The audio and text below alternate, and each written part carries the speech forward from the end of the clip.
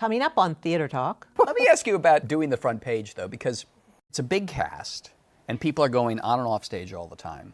But I get the sense for the rhythm and the energy of the play to work. When you're not on stage, you still have to be paying attention and to be engaged. If you stop concentrating for a millisecond, the train is already in Harrisburg. Theater Talk is made possible in part by the CUNY TV Foundation.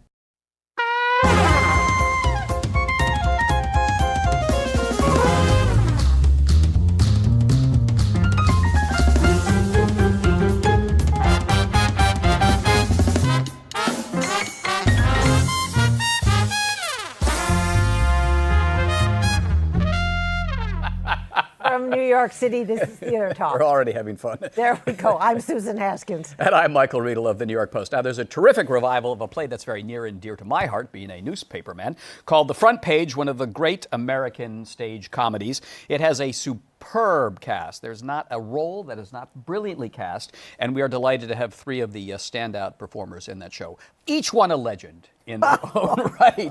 Holland Taylor, welcome back to Theater Talk. It's thrilled to always a be here. pleasure Great to see you, Michael. My old friend, Louis Stadlen, welcome to Theater Talk, Louis. Thank you for inviting me. And, a real legend, Robert Morse. Yes. Welcome. First time on Theater Talk. Oh, yes, of course, because I live in California.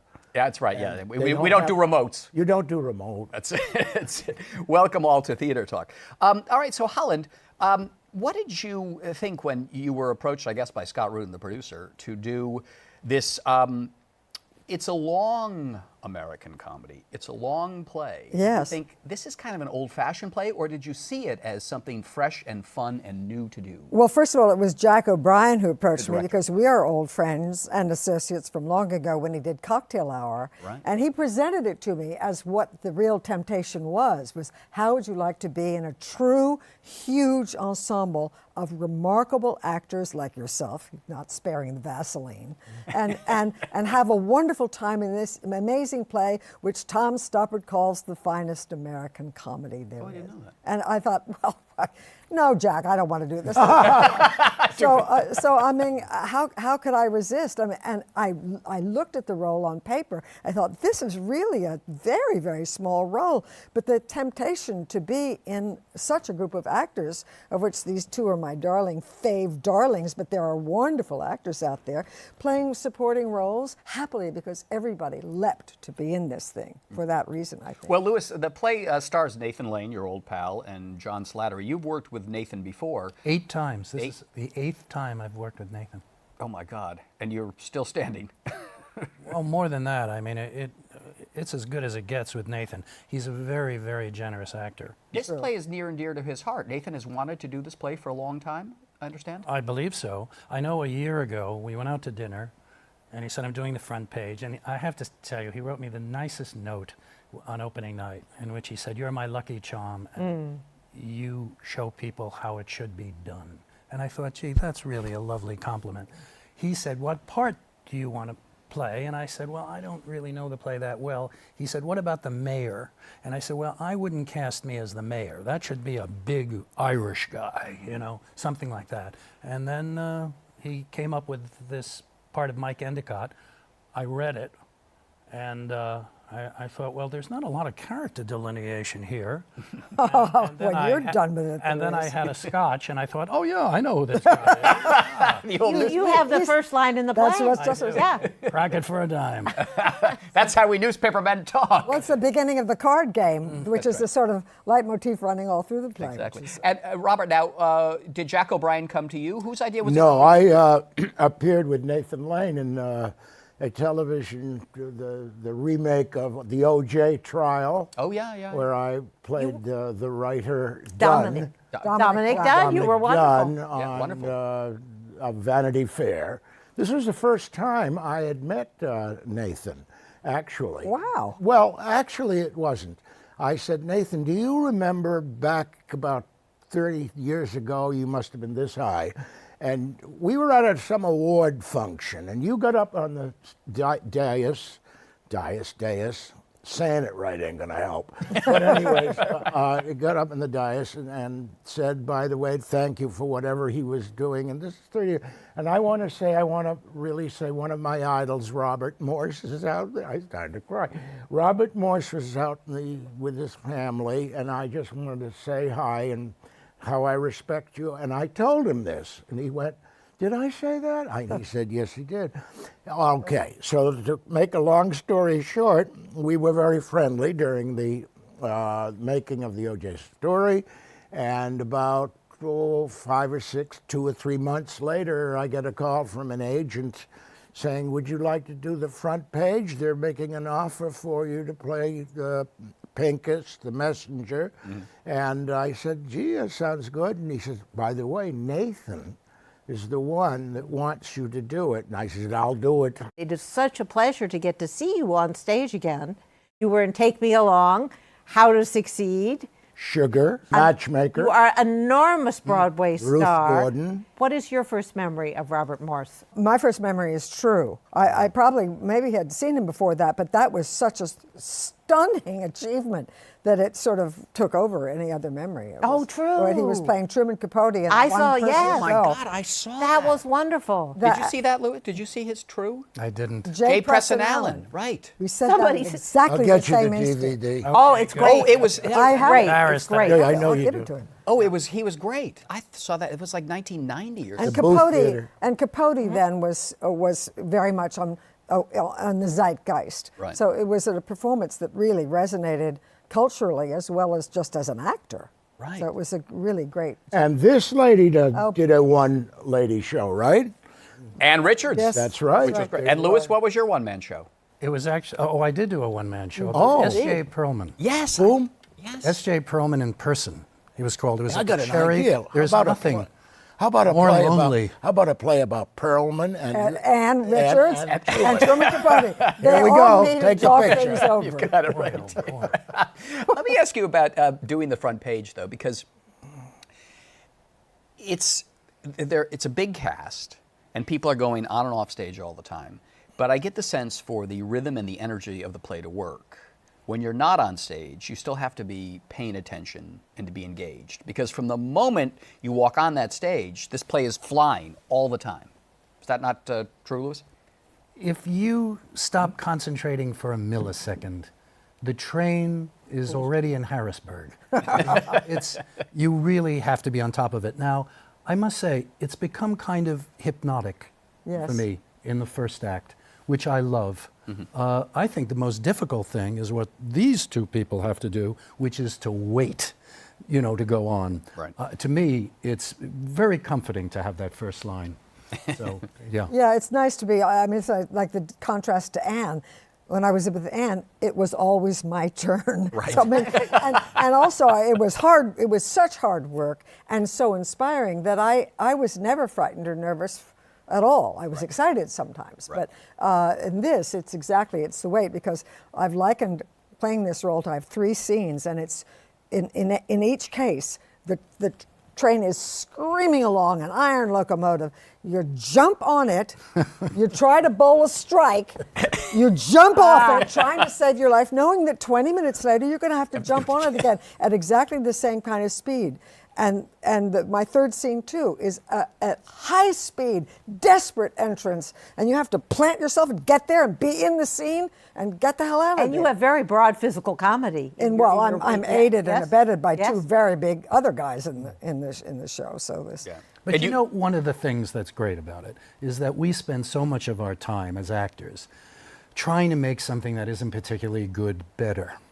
And this is a situation in which this play is an American masterwork, really, and we have to be as good as the play. As it. And that's a really, I think, life-affirming challenge for an actor. I completely agree, and everybody continues to work, because I hear it. I listen to the play, particularly the first act, which I'm not in. I absolutely listen to it devotedly, and I hear everybody continuing to evolve, to find the better solution to the line, to polish, to find a new attitude. Oh, that makes it really land, and I'm still trying to do that, trying to find how to land that last beat.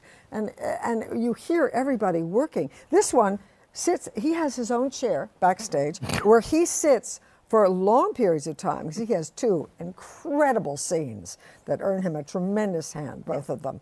But I see him, and he's definitely listening, because I see him look up to the others if something gets an unusual reaction. He's totally plugged in every moment. And you're thinking how to upstage them all, how to steal the scene when you walk on? You know, I hate that expression, stealing. I always have. That's what he's entitled no, to. I don't mean that personally. I've always hated that in reviews where concept. someone steals. Why? No, I just don't like it. I don't think it sounds like get out of my way, and I'm the sounds most like, important. yes. You do what you have to do. Now, the writer who reviews, you can say he was good in the part, or he's okay in the part, or he was brilliant, or it was funny, or what. But to say it, someone is a scene stealer, I've always I've never liked it. But what were you saying before? What was the question? We were talking about how when you're not on the play, you've got to be paying attention, because you've got to be in the rhythm of what is happening on stage, even when you're waiting to enter. Well, I tell you, I enjoy sitting backstage, and in a chair, you know, and right next to the backstage, and hearing people go by me and go on and everything, and I listen to it almost every night. It is a remarkably put together, technical, one thing after another, meaningful for later. And Meaningful for later. That's why it is one of the classic American plays, maybe, 3 or 4 great American plays, and this is one of them. You know, people talk about the first act of this show, and you hear them say, oh, you gotta say short. Now listen, shorten the first act, take out it. People can't stand it. Well, they're wrong. You have to establish characters that you see in the second act. If you don't know who those people are in the second act, you'll go, who are they? You have to establish in the first act everything about the reporters, the way they live, the way they talk. You have to be patient. It isn't one of those plays, let's take out a commercial. We'll get it done. Let's cut 12 people. We only want a cast of 7. I can't have 22 people on a stage. This is ridiculous. A play today? That's a musical. Well, this is a musical, in a sense. The first but act you know not what only I'm saying. establishes character, it lays in elements that are plot elements that pay off so incredibly later. Yes. People don't realize that the reason why this thing in the second act works so well is because of the 8 places where it was arranged for in the first act. And like, for instance, this is a municipal building where the criminal courts are. It's very dingy and huge and monolithic, and a great dark courtyard with light glowing from below. And there's a lot of things that happen down in that courtyard. Things get thrown into it, things get yelled down, yelled up. A lot of stuff happens in that courtyard in that first act. That we have a whole attitude about it and a whole knowledge about that courtyard that pays off incredibly when something happens in the second act. That's right. That has to that moment would not work. And it's to say that it has great darkness. Right. Yes, this play has depth, which is one reason why it's so relevant today. People say, oh, surely this was updated because of all this. Not updated at all. Yeah, we're talking about a death penalty case here. Yeah. But one of the things I liked about this play, Louis, being a newspaperman, and I think the first act that you're in established it so well, in the newspaper game, there's a lot of sitting around waiting for something to happen. And you kill time by playing cards, making fun of each other, laughing as a man may go to the gallows. And boy, then when something happens, it's like you've got to run to the phones, get out the newspaper pad, and get to work. That is how the newspaper world works. Well, Jack O'Brien did a very good job with us. And Jack is especially good when an audience comes to see it. Then he starts, really shaping it. And he said exactly what you said. We're sitting around waiting for something to happen for days, and nothing has happened. Now, for me, I have a kind of a wonderful kind of preparation, because I called Jerry Zaks, who I've done many plays with, and I said, your production, tell me about Endicott. And he thought for a second, and he said, I don't think he's a very happy guy. And then I thought, well, that's not very much. Then 2 weeks into the rehearsal, I thought, yeah, he's not a very happy guy. That's pretty good. I'll ride that one. And so all I really have to do when the curtain goes up is be in a bad mood. That's how. And there's great competition. Yes, They're trying right. to show the fact that all these Newspaper reporters guys, are not. They're in competition with one another to get the right story. And they're also everything. friends. And they're angry, and So they're it's- friends, and it's a competitive And they event. and they in work the for first different act kinds where of papers. Right. They're out to kill each other Yeah. in a sense. Yeah, they're waiting, You know? and they're waiting for somebody to be executed. And you also hear the flavor of the different kind of reporting they're interested in. Yes. Yeah. Whether it's light, like Chris McDonald is hard news, and Dylan Baker is more light stuff for family entertainment. You could And you Jefferson see what Mays their over lives there. are like. And Jefferson oh works my for God. a very conservative Republican paper, the Tribune. That's right. My paper is the Chicago Post, which was a muckraking, very liberal paper. Right. So that every single time somebody mentions Bolshevik, that gives me the Bolshevik. Because all of good acting is specific. I have to ask you, it's a poignant play for me, working in the newspaper business, that's falling down around me. Do you get any sense of that this play now is the last gasp of what newspapering was like? I mean, we're all old enough to have grown up reading newspapers, but young people coming to the play don't read a Very newspaper true. today. Yes. But they're still hanging around listening for the news, and that's certainly relevant now. You have those reporters in there, we're taping this before the election, in there competing for the story. Yes. That's still Yes. very alive. When you hear him call in his story, he's the one that calls in the most complete story, which is really fun to listen to. You get a sense of what it is like for somebody on the phone on his, Shanks Mayor all over the city trying to gather news, going down to the mayor's office, going here, going there. And you can really get a sense of how hardworking they are and any scrap they can get. That's and they right. are for scraps for their Which you can whip into a story or into a headline. Well, I'll tell you, I went to see How to Succeed again when Broderick did it. And I looked up in the stage and I watched the show and I said to my kids, how the hell did I do that? I have no feeling. If you ask me now, how did I do that? He was never off the stage. No, He that's sang what I 20 mean. numbers, jumped, danced, and I go, it's like I had no reference to it anymore. Wow. Isn't that interesting? That no really reference is. to it. It's a memory, but watching other people do it, I go, I don't want to tell anybody, but Do you remember working with Bob Fosse doing the choreography? of course, Bob Fosse would take me, and I'm in the company, and I had to learn the Brotherhood of Man, Right. a dance. And I don't get the dance as quick as the dancers do. Dancers, 1, 2, 3, or they know the number in got it. 10 minutes. Yeah.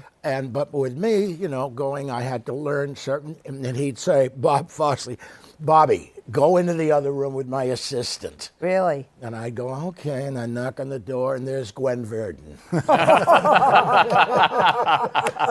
So was it? Well, these are the memories I have, and they may not mean anything to anybody, but to me, that's the way it was then. Now I see it and I go, I can't believe I did that. It was interesting when the producer of your play, Scott Rudin, because it's an old newspaper play, he decided he would have the critics there for the opening night, like the old days. Right. Now, we're all people in the theater of a certain age. Do you remember the first time that you got reviewed? Do you remember waiting for that review to come out? Do you remember the opening night thrill or death at Sardi's when you started? Absolutely. It's the reason when I did Minnie's Boys, Yes. Which was a great triumph He for was him. Groucho. and I Bad walked Bill. into Sardi's, and we had run for so long in previews, they didn't have any money left. So instead of there being an opening night party at Sardi's, he was at a Chinese restaurant up the street. All right?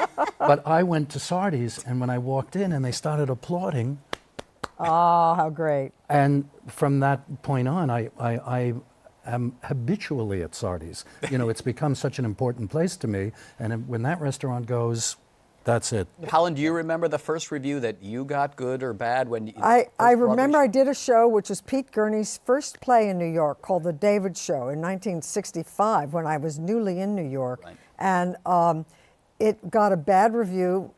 Was it Clive Barnes? Perhaps. 65, And yeah. and the producer, this is a slender little off-Broadway play, but it was Pete Gurney's first, and Pete Gurney was then a truly original voice. Yeah. No one had written like that. And but the producer that pulled this small little show together for an off-Broadway show had absolutely no money, and we closed it that night. And he was completely destroyed emotionally. He closed it that night, but he didn't tell anybody. So we you went all to work. arrived at the theater the next day. Hello? Hello? It's really sad. It was really sad. Oh, wow. And it was a review that dismissed Pete Gurney lightly, which was a big mistake, as he is the most produced American playwright He is. today. And Robert, do you remember the night the review came out for How to Succeed in Business? Was it were you at Sardi's? Was the party at Sardi's? Yeah, so I agree with what's been said here about the fact that the old days you'd walk into Sardi's with your wife and child or whatever, 1960, and people would stand up and applaud as you walked through the main floor. Now today, we had a party at Sardi's for our opening night, and there was 10,000 people there. Yeah. And we were shuttled up to the second floor, and people were going like this. And I got to get out of here. You know, I mean, it wasn't like It ain't the like it old was. days where you'd open the front door and it has a charm to it, you know. And everybody was in a tuxedo. Yes. Yeah. Michael, when you say the old People days, say, Yes, please. the old days, Please. everybody the critics had to go the first night. Yep. They had to have a visceral reaction to the Absolutely. play, and then they had to run home or Right. run to the newspaper and Yep. write the review. It was not until Frank Rich Yep. said, I really want 4 days to write not so much a review as an essay. Yep. On, so really it was only since the 80s, Yeah, right, yeah, that yeah. all the critics didn't come. I have to tell you, when we did the Sunshine Boys, Yeah. Sam Levine, who was a difficult man who I adored, I loved him, he was a mentor, and they were down on him for, it's too long a story, because he was great. Jack Albertson, on the opening night, when you only had one night to do it, went sky high Unbelievable. in the middle of their first big scene.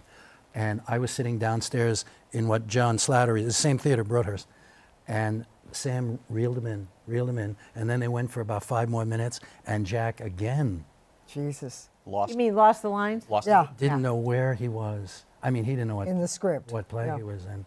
And Sam saved the entire performance, and nobody knew, but Sam was the great hero. Of that. And it's only recorded in my book, Tell us the name All of right, your well, book. Acting Foolish. Now, before His we book is stop, wonderful.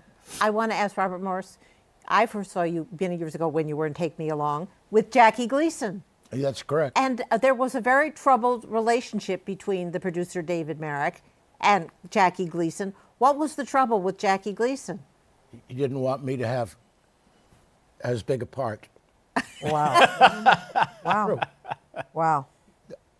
Take Me Along was about the boy. Yeah. It's our wilderness. Our wilderness, yeah. Not my fault. Yes. It's Eugene O'Neill's problem. The audience is going, oh, tears. Walter Pigeon hugging me.